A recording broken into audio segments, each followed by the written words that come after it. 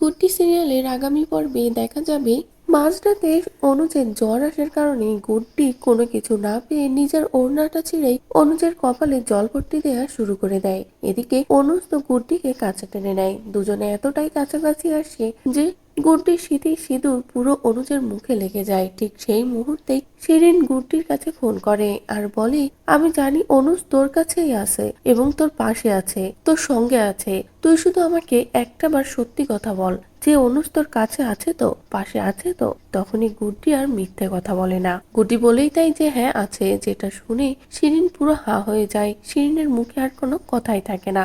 শিরিন চুপচাপ খাটের উপরে বসে পড়ে, কোনো কথা বলতে পারে না। এদিকে অনুজও কিছুই বলে না। তো বন্ধুরা, যে শিরিন এতটা বাড়াবাড়ি করে দুজনকে আলাদা করতে চাইলো, সেই শিরিনের সামনে আজ এক হচ্ছে অনুজ ও গুড্ডি। আর এটা দেখতে তোমাদের কেমন লাগছে সেটা কমেন্ট করে জানাও এবং পরবর্তী আপডেট পেতে চ্যানেলটি সাবস্ক্রাইব করো।